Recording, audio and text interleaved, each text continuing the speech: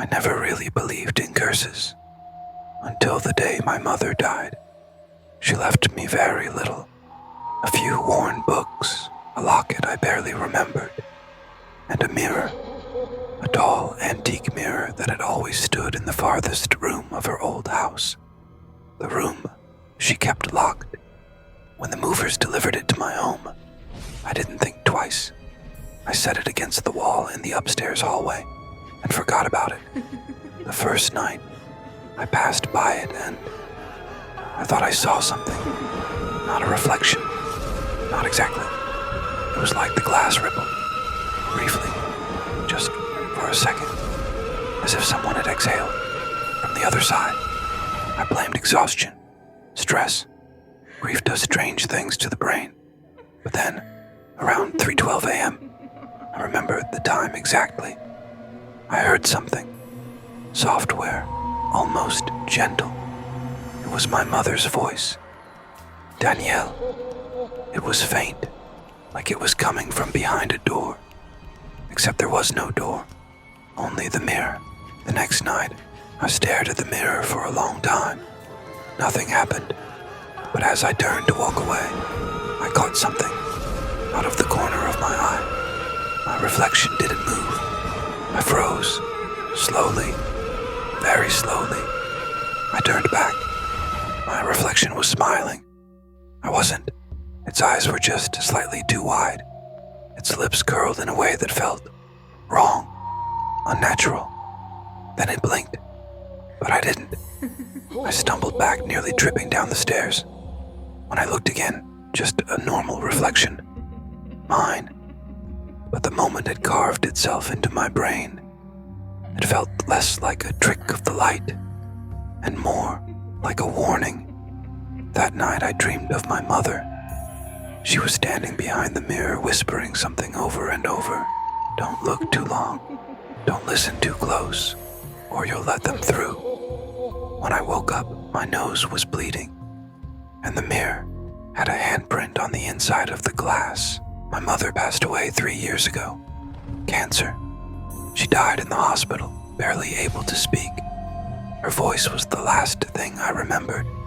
Fragile, almost gone. But 2 nights ago, I heard her. I was in the kitchen pouring water, trying to calm my nerves. And then, Michael, a whisper.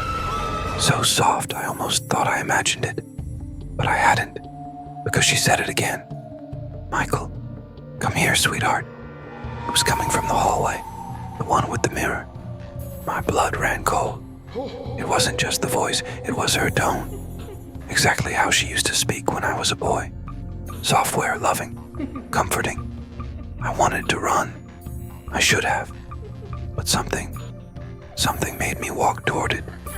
Each step I took, the house grew colder. I could see my breath. And then I heard a second voice, faint, beneath hers. A rasp, like something trying to sound like her, but failing. I stopped at the mirror. And behind my reflection stood her silhouette, motionless. I whispered, Mom. The thing behind the glass smiled, and in a voice that sounded like hers, but layered with something darker, it said, You let me in, Michael. You looked too long. Now I get to stay. After that night with the mirror, I didn't sleep. Every time I closed my eyes, I felt like she was waiting. Not outside, but inside. Inside the walls. At first, I thought it was just my imagination. Old pipes, the house settling. But the whispers got clearer. They were coming from behind the bedroom wall.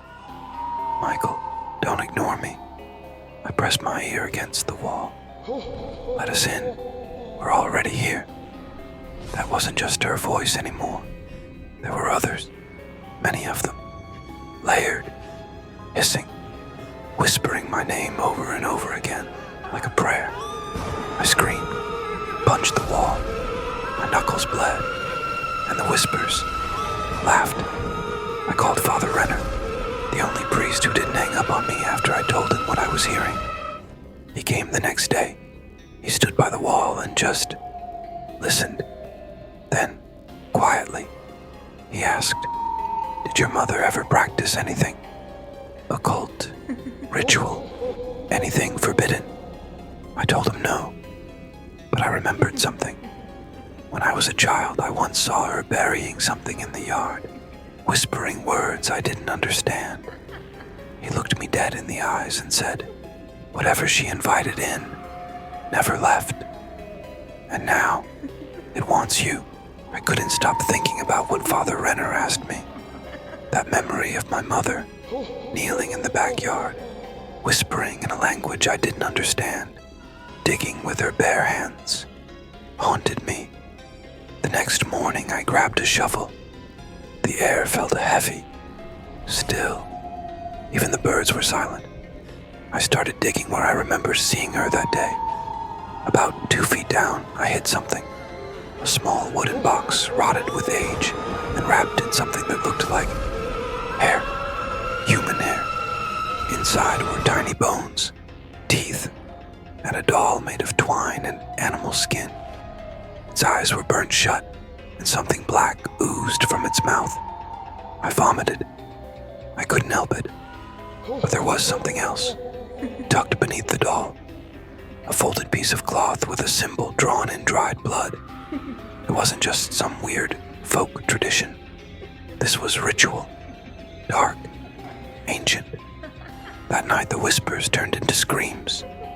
And my wife, Hannah, she didn't recognize me anymore. She kept asking where her real husband was. She screamed when I tried to hold her. She wouldn't let me in the room. Then, sometime around 3 a.m., I heard her humming the same tune my mother used to hum while digging.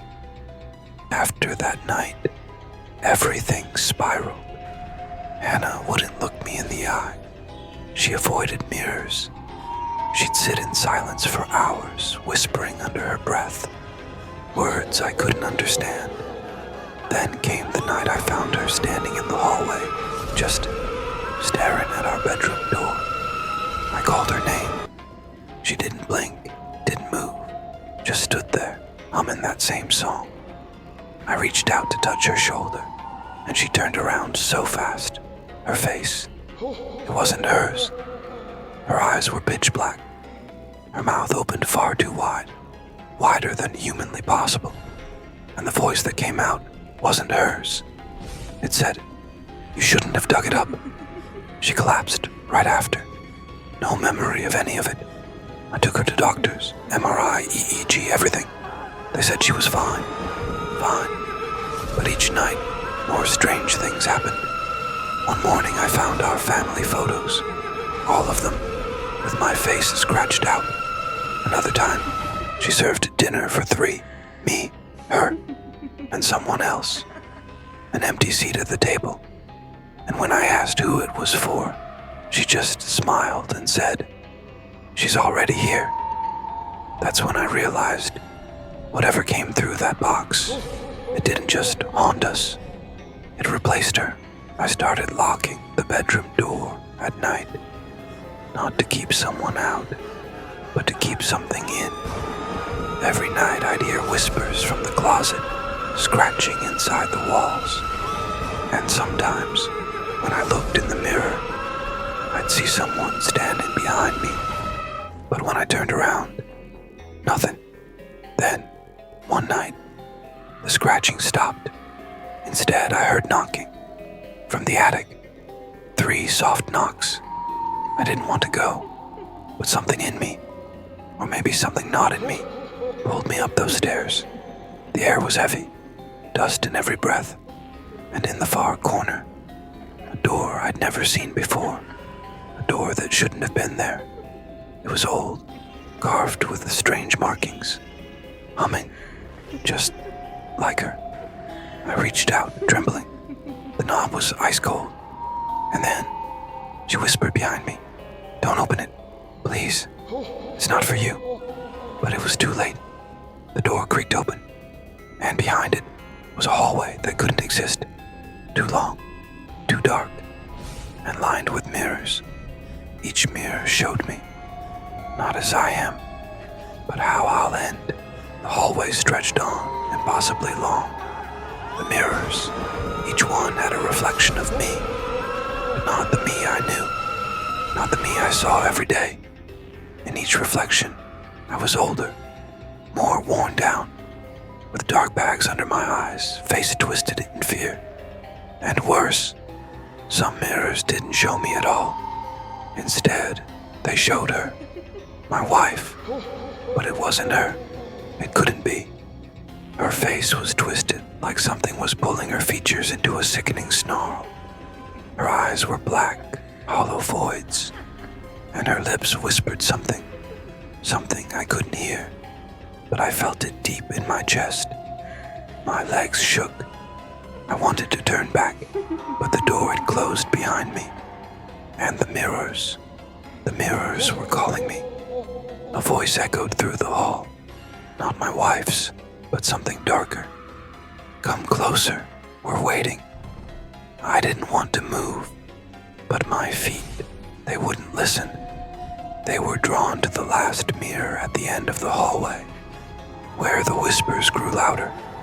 As I neared it, I saw the reflection of me was no longer just a reflection. It was reaching out toward me. I screamed and backed away, but the thing in the mirror, it smiled. It reached its hand through the glass, and I felt its cold fingers brush against my own. I tried to pull away, but the grip was unyielding. The mirror wasn't glass anymore. It was flesh, cold, clammy, wet. And in that moment, I realized I wasn't just looking at my reflection. I was looking at my replacement. The thing that was supposed to take my place. I couldn't breathe. The mirror's grip tightened around my hand, like it was alive. I tried to pull it away, but my body was paralyzed, frozen. The reflection of me in the mirror, my replacement, grinned at me. It wasn't my smile.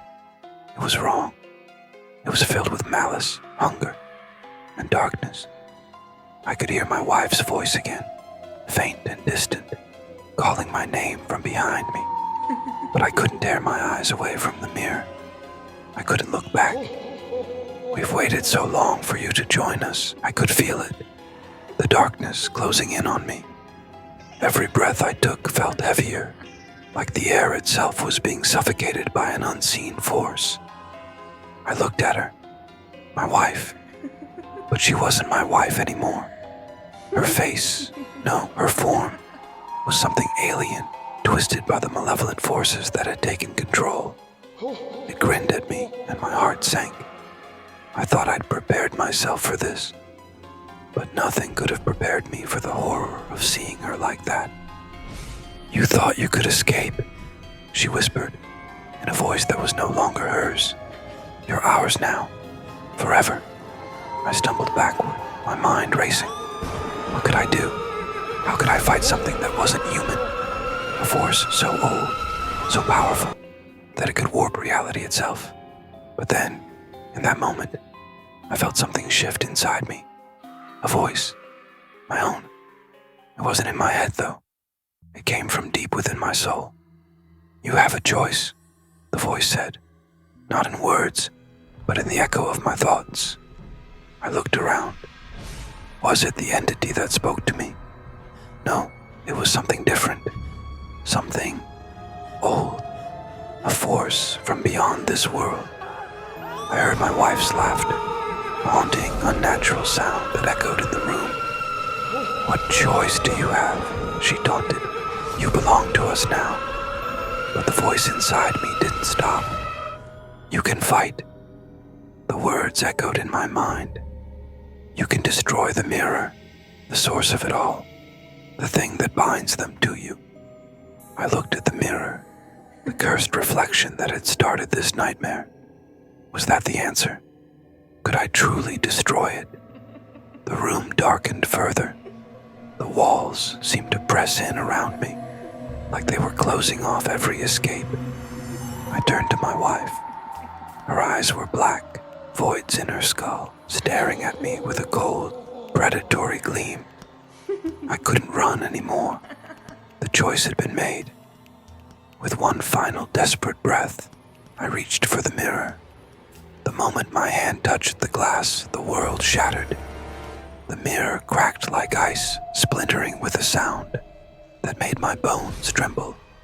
Light and darkness collided, swirling around me in a maelstrom of shadows and glowing shards. For a moment, everything froze, and then everything went silent. The silence was deafening. For what seemed like an eternity, nothing moved. No whispers, no shadows. I blinked, and for a moment, I thought I had gone blind. But then the room slowly started to reassemble itself, as if reality was stitching itself back together. I looked around. The mirror, shattered in 1,000 pieces, lay scattered across the floor, like a broken dream. The twisted version of my wife was gone, and in her place stood an empty room, still and lifeless. I fell to my knees, my heart pounding in my chest. Had I succeeded? Had I truly broken the curse? I didn't know. I didn't care anymore. I just wanted to breathe, to feel normal again. But then, I heard it. A soft, almost imperceptible sound, like the faintest whisper coming from behind me. I froze. Slowly, I turned around. At first, I thought it was a trick of the mind. But there, standing at the doorway, was my wife, alive, breathing, her eyes wide with confusion. "What happened?" she asked, her voice barely audible, a stark contrast to the demon-like voice that had once consumed her. "What's going on?" My heart skipped a beat. Was it really her? Was this the same woman I had spent years with? Or was this another trick, another form of deception? I stumbled toward her, my hands shaking, unsure of whether to embrace her or run. I reached out, and as I did, the familiar warmth of her touch hit me. She was real. She was here. But as my fingers grazed her skin, a deep, unsettling thought lodged itself into my mind. What if she was always going to be a part of this curse? I couldn't be sure. I didn't know if she had truly been freed, or if this was just the calm before the storm. But I had made a decision, and it was the only one I could make. "We need to leave." I said it with all the strength I could muster. "We have to leave this place." But she didn't respond. She stood there, eyes vacant, staring at me as if waiting for me to do something. And then, before I could blink, she turned away, her movements unnaturally stiff. And just like that, she was gone again. I thought I was free. For the first time in what felt like years, I breathed deeply, allowing the air to fill my lungs without fear. It was over, or so I believed. But the moment she walked away, I felt it. The chilling cold that had accompanied the curse. It crawled back into the room, winding its way through the cracks of the walls and across the floor, as if the house itself had been possessed. My heart hammered in my chest again, as though I had just run a marathon. But my body remained frozen, unable to move. Suddenly, a low hum filled the air, a whisper. It began soft, almost inaudible, but then it grew louder. I knew what it was. I had heard it before. That voice, the one that came from my wife, except it wasn't her. The demon. I turned around slowly, dreading what I might see, but hoping, somehow, that I could prove myself wrong. I wish I had never looked, but I did. There, in the corner of the room, was my wife, or the thing that had once been her. Her face was twisted, pale, and her eyes were black as the void. No pupils, just endless darkness. She was standing still, as if waiting for me to come closer, like a puppet with invisible strings. The voice was now unmistakable, crooning from her lips. "You cannot escape me." I stepped back, my breath caught in my throat. Every inch of me screamed to run, to flee. but something held me in place. Something told me that if I left now, I would never see my family again. I opened my mouth to say something, but no words came. It was as though my body had been paralyzed by sheer terror. Then, the figure of my wife tilted her head, a twisted smile creeping across her face. The smile was the last thing I recognized. Before everything went black, it was then I realized this was never going to end. I had never been meant to escape. I was just part of a never-ending cycle. For what seemed like hours, I was trapped in that room, unable to move, unable to escape. The demon's whispers never stopped, swirling around me, filling my head with terrifying images. I saw things I never wanted to see. Visions of my children, twisted and broken, their faces filled with the same darkness that had claimed my wife. And then, just as I thought I was going to lose my mind entirely, the whispering stopped. Dead silence. My body shook violently as the reality of the situation set in. I was caught in a trap, a never-ending nightmare. But then, a voice, my wife's voice, whispered again, "It's not over." And in that moment, I knew that this curse would never leave me. It had claimed my wife, it had claimed my children, and now it would claim me. I thought I had reached the worst, that the darkness had already taken everything from me. But I was wrong. The nightmare had only just begun. The room seemed to close in around me. The walls creaked. The floor groaned as if the house itself was alive. The shadows in the corners twisted and writhed, growing in size. Each time I blinked, they seemed to multiply, as though they were feeding on my fear. But then, there was a shift. Something changed. The room grew colder. The lights flickered, and in that moment, I saw it. The thing that had taken my wife, that had whispered in her voice. It stepped out of the darkness. It was no longer just a shadow. It had a form, and in the low light I could see its features, its pale skin, its hollow eyes, and its cruel smile that stretched across its face. It was a creature of darkness, not quite human, but not entirely a ghost either. As it moved closer, I felt my body freeze in place again. I couldn't move. I couldn't scream. I couldn't even breathe. Its voice came from nowhere, surrounding me, filling my head. "You were never meant to survive." Those words cut through me like a knife. My mind was a whirl of confusion and fear. It was all too much.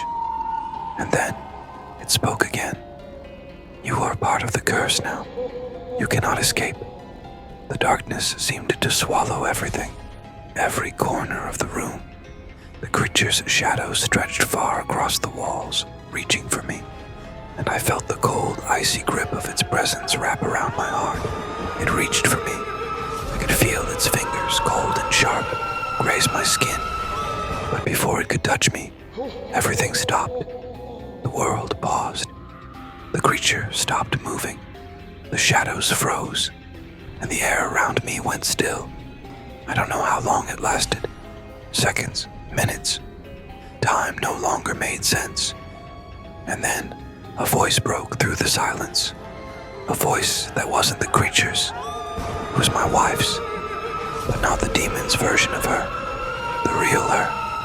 "Run." It was weak, barely a whisper, but it was enough. Enough for me to move. I didn't look back. I couldn't. I just ran. Ran until my legs burned, until my heart threatened to burst from my chest. I ran as if my very life depended on it, because it did. But no matter how fast I ran, no matter how far I went, I felt the presence of the curse following me, wrapping around me like a suffocating blanket. And now, as I sit here, writing these words, I realize that I will never truly escape. The curse has claimed me. It's not something I can outrun. Every night I hear the whispers, the scratching at the walls, the voices of my children, now lost to the shadows. And every time I close my eyes, I feel the cold breath of that creature against my skin. The curse is not something you can escape. I've learned that the hard way. The demon that once took my wife still watches me. It waits in the shadows, in the quiet moments, and in the corners of my mind. And though I may never truly escape, I can only hope that by sharing this story, I can warn others. Beware the shadows. Beware the whispers. Because once you hear them, once they touch you, there is no going back. Don't forget to follow the channel for real and experienced horror stories. See you in the next ASMR mystery story.